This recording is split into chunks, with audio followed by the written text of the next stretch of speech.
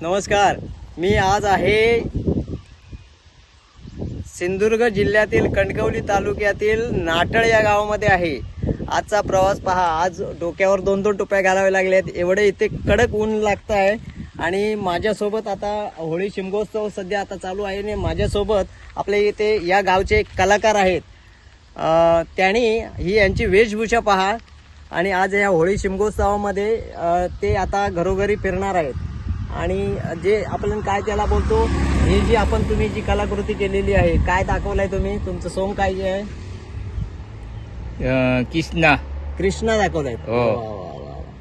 कृष्णा म्हणून दाखवला आहात तुम्ही. हे जे मुकुट वगैरे बनवलंय तुम्ही स्वतः बनवलाय? स्वतः तयार केलंय. तुमचं नाव कसं म्हटलं? मधुकर मुजगाडेवकर. मधुकर मुजगाडेवकर.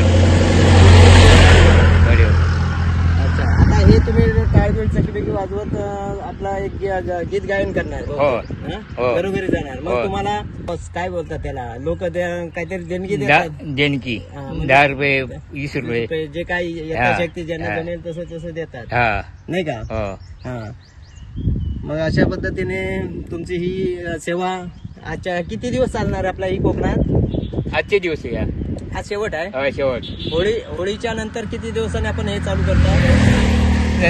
पहिले सुरुवाती सुरुवातीपासून 5 दिवस, म्हणजे आता झाले 4-5 दिवसात, नाही का? पहिलं नाव मधुकर मुजगाडेवकर. मधुकर गाडीगावकर.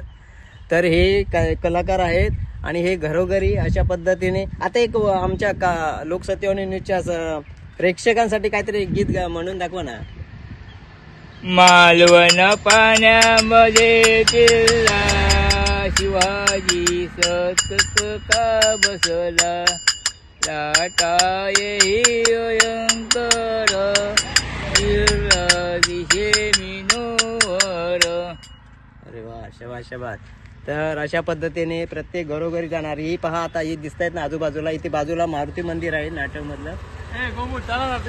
नाटळ आहे मंदिर.